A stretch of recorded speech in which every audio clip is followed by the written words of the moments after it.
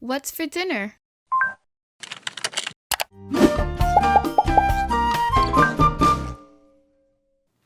Hey everyone, I'm Chef Z and welcome back to another episode of Chef Z Cooks.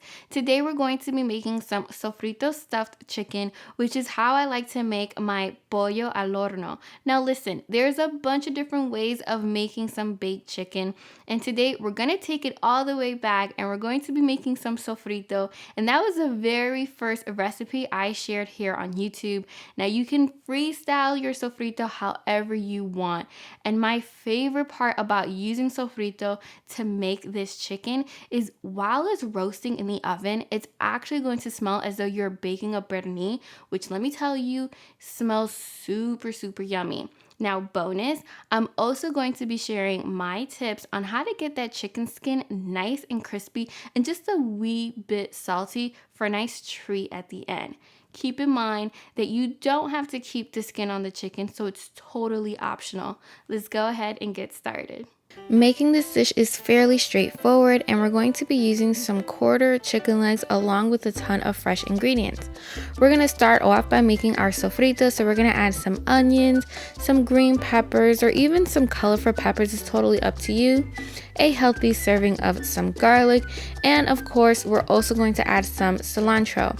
Now listen, no two sofritos are the same, and you can make it however you want. You can add some red onions, you can add some red bell peppers. It's totally up to you, and it's also up to you if you want to go ahead and season your sofrito. Honestly, depending on what I'm doing really depends on whether or not I'm seasoning it. Because I'm using this sofrito to make my chicken, of course I'm gonna go ahead and season it, and I use some chicken bouillon cubes, Dominican oregano. I'm squeezing in some fresh limes, and I'm also going to squeeze in some fresh oranges just so I kind of get a little bit of that sour orange flavor, which you guys know I love, but you can definitely only use limes if that's what you have on hand. So once you've added all the seasonings to your sofrito, you're going to go ahead and you're going to blend it one last and final time in your food processor or your blender. And once it's nice and mixed up, we're actually going to go ahead and transfer it into a bowl just so that it's a little bit easier to go ahead and season the chicken. Now I like to add my olive oil into my sofrito after I've blended everything together, just so that it keeps that nice rich green color. If you were to mix in the olive oil in the blender, it's actually going to make it almost like a light green, and it's totally up to you if that's how you like it. Again, sofrito is one of the easiest things to make, and it's also one of the things that you can freestyle the most. We're now going to go ahead and we're going to start seasoning our chicken. So we're going to add some sofrito, and we're going to go in and we're going to massage it ever so gently into the chicken. Just be sure to wash your hands very good once all is said and done. So now we're going to flip over the chicken, and we're also going to season the other side. Now, as I mentioned earlier, it's up to you whether or not you want to use chicken that has the skin on. Because I love crispy skin whenever I roast anything, I like to keep it on. Now remember, this is pollo al horno, but this is also a sofrito stuffed chicken. So of course we're going to stuff the chicken as well. And what you want to do is you want to take your fingers. You want to very carefully put it beneath the skin and the actual meat, and you're going to create a little pocket like you see here, which is perfect for taking the sofrito and adding it and stuffing it. And once you've added a good serving of sofrito, we're going to push it in, and then we're going to cover it with the skin again, and then we're going to very gently just kind of spread it around just so that that chicken is covered in that awesome marinade. And we're going to repeat this step until all the chickens have actually been covered with this amazing fresh sofrito. Now, quick tip, if you feel like you've made way too much sofrito, you can definitely store it in a mason jar, or you can even freeze it and keep it for any time you're making any dish, whether that be some beans or some moro, or honestly, even if you're making some carne guisada, sofrito works great in any recipe. Just give it a try. You can honestly just kind of warm it up in some oil and then add the rest of your ingredients. Now, I'm actually using all of my sofrito that I made to season the chicken because I just feel like the more the merrier. But if you're only making about 2 chicken legs, go ahead and store the extra sofrito in your refrigerator, and it should keep for about a couple of weeks depending on how quick you go through it.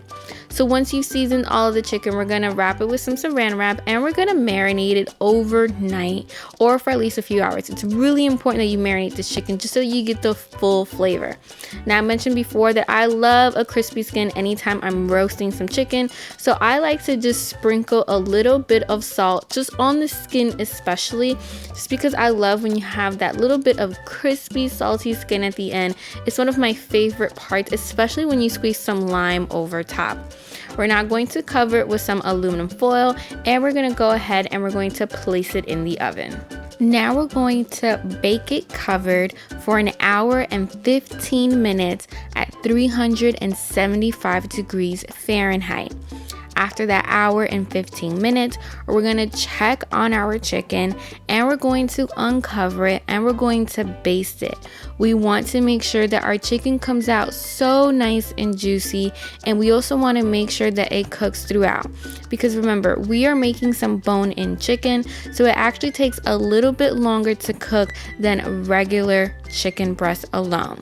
So after you've basted the chicken, we're actually going to bake it uncovered at 425 degrees for about 30 minutes.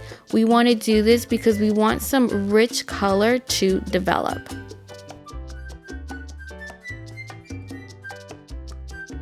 And after about those 30 minutes, we're gonna check on the chicken again, and you're gonna see that it has this beautiful color. So we're actually going to baste it again. Now, your chicken is actually done right here, but because I want some crispy skin and I want it to be really nice and yummy, I'm actually going to take out some of that liquid, just like I do whenever I'm making pernil, because the excess liquid won't allow for that skin to crisp up. So we want to take it out, and once you've taken it out, you're going to bake it again uncovered at that same 425 degrees for about 10 to 15 minutes, or until your skin comes out to your desired crispiness. Keep in mind, if you are making this chicken without the skin, it's actually going to cook a lot faster, and you can skip this step entirely because obviously you won't have any skin to crisp up. Once your chicken is all nice and done, go ahead and let it rest for a few minutes and enjoy it with some freshly squeezed lime. So there you guys have it, my recipe for some pollo al horno or some sofrito stuffed chicken, which is to die for. I do hope you enjoyed. If you have any questions, comment down below, and don't forget to visit my website. And until next time, I'm Chef Z, y buen provecho.